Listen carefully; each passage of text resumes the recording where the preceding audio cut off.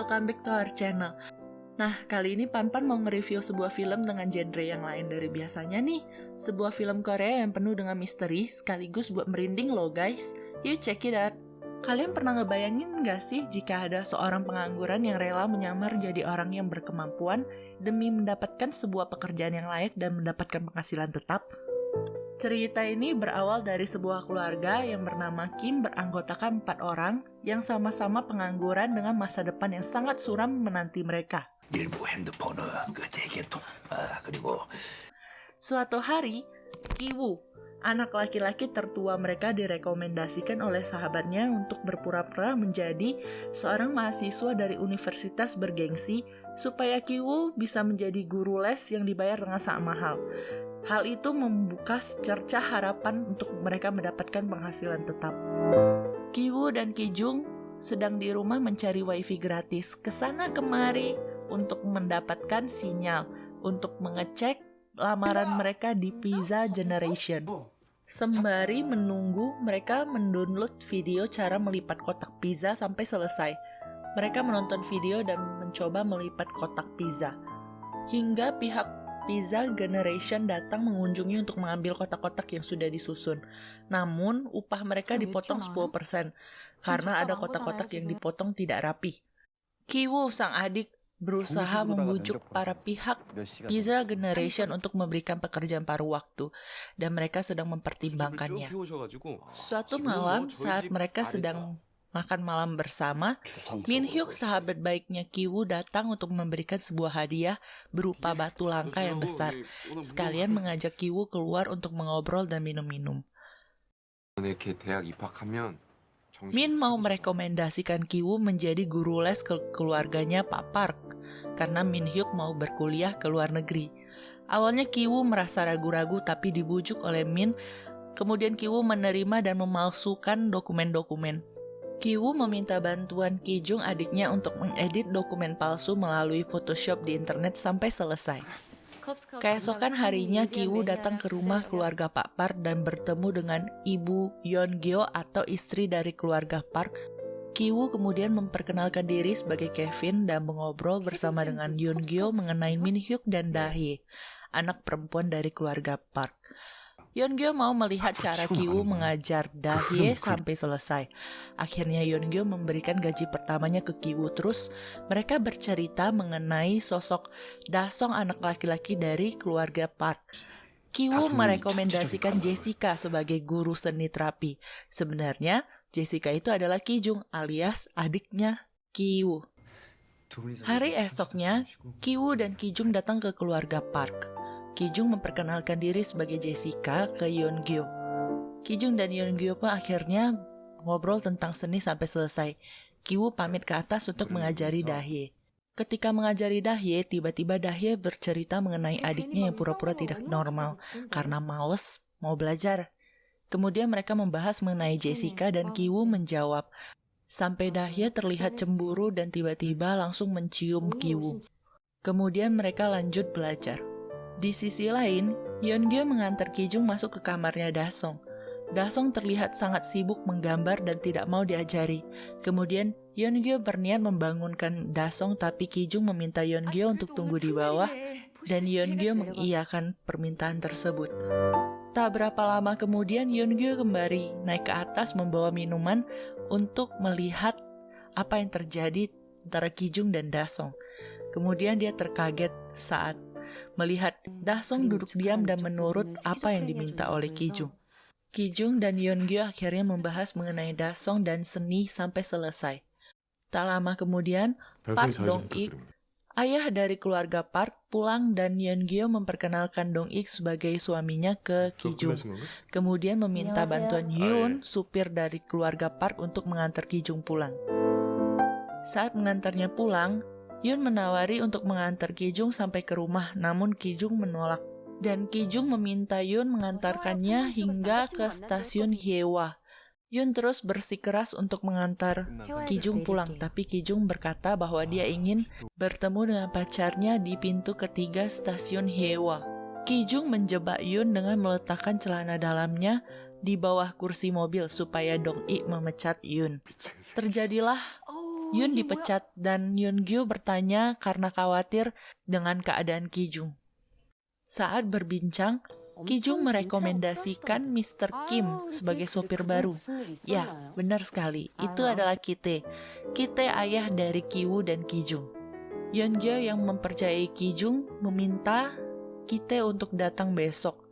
Ki-woo mengajari Ki-tae cara menyalakan mesin mobil. Setelah itu Ki-tae datang ke kantor Dong-i untuk menjemputnya.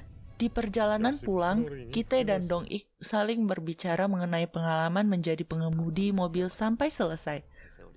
Wah, ngeri banget ya guys keluarga ini. Gak cukup sampai di sini, mereka pun merencanakan untuk menyingkirkan Moon-gwang, asisten rumah tangga di rumah Pak Park, dan menggantikannya dengan Chung-sok, ibu mereka, sebagai asisten rumah tangga yang baru. Ki-woo mencari informasi mengenai Moon-gwang yang ternyata alergi akut terhadap buah persik. Ki-woo mendapatkan informasi tersebut dari Dae. Lalu Ki-woo mengiris buah persik dan mengambil sedikit kulitnya, kemudian ditaburkan secara diam-diam ke bagian belakang kepala Moon-gwang. Alhasil, Moon-gwang dilarikan ke rumah sakit. Dan tiba-tiba di rumah sakit, ada Ki-tae yang pura-pura duduk agak jauh dari Moon-gwang dan sengaja selfie. Setelah itu, Ki-tae menemani Yeon-gyu belanja. Ki-tae menanyakan mengenai Moon-gwang dan menunjukkan foto selfie. Ki-tae berbohong dan mengatakan bahwa Moon-gwang ternyata mengidap TBC akut dan membuat Yeon-gyu ketakutan. Ketika Ki-jung sedang mengajari Dae-sung melukis, Ki-tae mengirimkan sebuah pesan dan mengatakan bahwa mereka akan tiba sampai di rumah dalam 3 menit. Kemudian Ki-jung siap-siap turun dan membawa kulit buah persik, terus kembali meletakkan kulit buah persik tersebut secara diam-diam ke bahu Moon-gwang dan pura-pura mengambil air di kulkas. Setelah Ki-tae dan Yeon-gyu sampai di rumah, mereka kaget melihat Moon-gwang lari ke arah tong sampah dan membuang sebuah tisu. Ketika Ki-tae berjalan menuju tempat sampah, dia berpura-pura menumpahkan saus tomat ke arah tisu dan mengangkat tisu seolah-olah tisu tersebut adalah darah dan membuat Yeon-gyu kaget dan pingsan. Ki-tae dipanggil oleh Yeon-gyu untuk diskusi mengenai pemecatan Moon-gwang dan membuat alasan supaya tidak memberitahu kepada Dong-i. Setelah Moon-gwang dipecat, Dong-i kebingungan dan Ki-tae merekomendasikan Chung-sok sebagai asisten rumah tangga yang baru. Asisten rumah tangga yang ditemukan dari perusahaan The Care, sekalian kasih kartu nama dari The Care, kemudian meminta Dong-i untuk tidak memberitahu kepada Yeon-gyu bahwa Ki-tae yang merekomendasikannya. Yeon-gyu akhirnya menelpon perusahaan The Care. Ternyata itu nomor teleponnya Ki-jung ya guys. Yeon-gyu diminta Ki-jung untuk menyiapkan beberapa dokumen. Setelah itu, Chung-sok direkrut menjadi asisten rumah tangga yang baru di keluarga Park. Akhirnya, satu keluarga dari Kim bekerja di rumah Park dengan menyamar. Hari ulang tahun Dasong, keluarga Park merencanakan sebuah acara perkemahan. Yeon-gyu meminta Chung-sok untuk mengurus rumah tangga dan merawat 3 anjing. Setelah keluarga Park pergi, Chung-sok memanggil seluruh keluarganya untuk istirahat dan main di rumah keluarga Park sampai malam. Mereka ngemil-ngemil, makan-makan, minum-minum, sampai mabuk-mabukan. Akhirnya mereka bercerita mengenai Ki-woo yang akhirnya berpacaran dengan Dae setelah ciuman pertama mereka. Dan mengenai keluarga Park yang telah ditipu oleh keluarga mereka.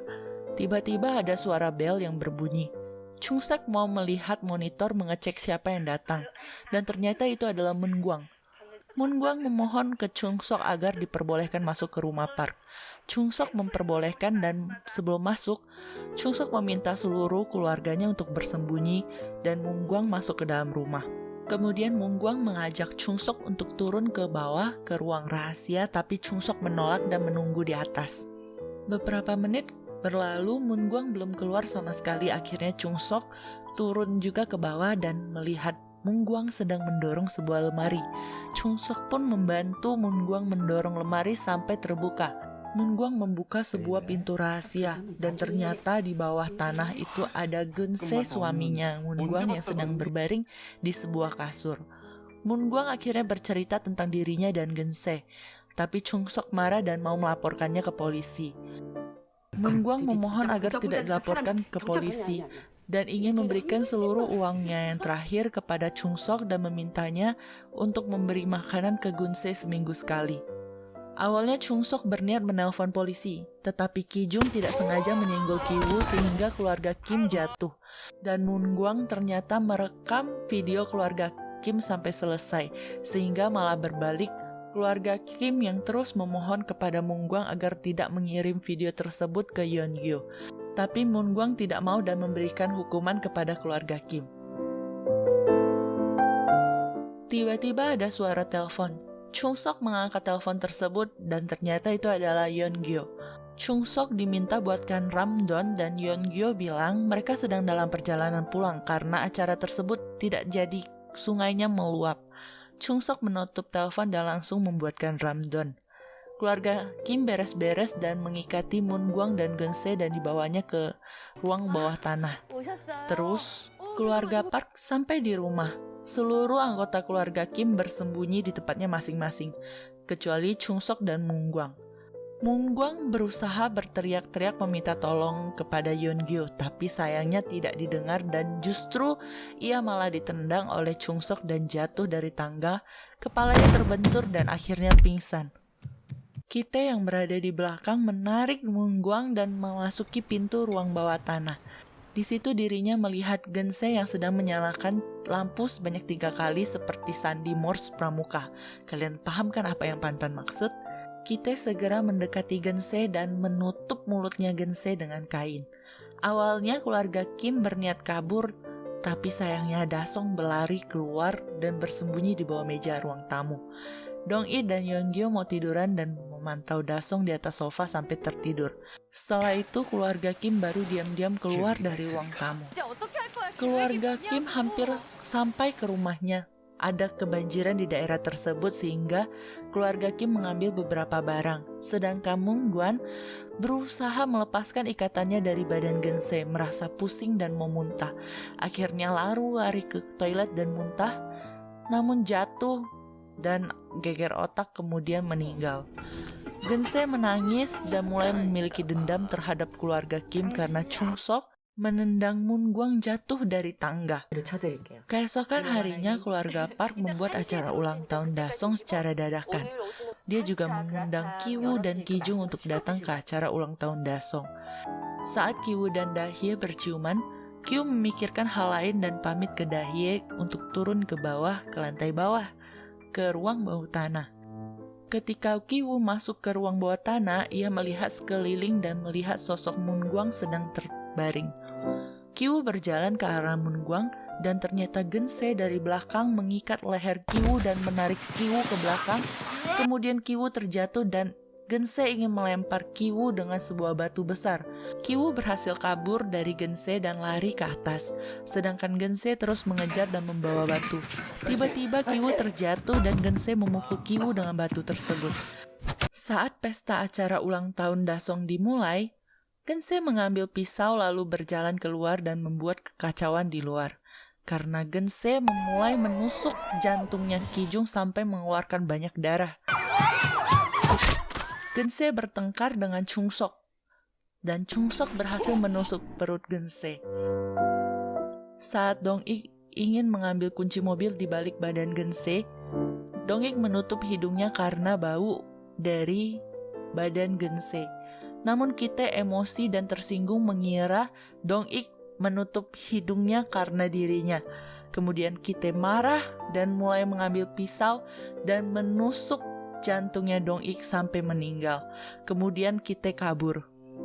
Setelah kejadian itu, seluruh keluarga Kim ditangkap kecuali Kite yang berhasil kabur dan Ki-jung yang meninggal karena mengalami banyak pendarahan. Sedangkan Ki-woo dirawat di rumah sakit. Saat detektif datang untuk mengecek Ki-woo, meminta Ki-woo untuk menyewa pengacara, tapi Ki-woo terus tertawa karena sepertinya mengalami geger otak. Ki-woo dan Chung Sok sedang berada di persidangan tapi lolos dengan masa percobaan. Ki-woo dan Chung Sok dibuntuti oleh detektif karena detektif sedang mencari sosok Kite melalui Ki-woo dan Chung Sok. Suatu hari Ki-woo sedang mendaki gunung untuk melihat rumah lamanya keluarga Park. dan sekarang menjadi milik seorang dari keluarga Amerika. Tiba-tiba ada lampu yang hidup mati. Kemudian Ki-woo menyadari bahwa itu adalah kode sandi Morse pramuka yang dibuat oleh Kite. Ternyata Kite bersembunyi di ruang bawah tanah itu. Kemudian Ki-woo mulai mengumpulkan uang untuk membeli rumah lamanya keluarga Park sampai akhirnya rumah tersebut telah menjadi miliknya. Ki-woo membawa Chung-sok ke rumah barunya dan Kite baru keluar dari ruang bawah tanah.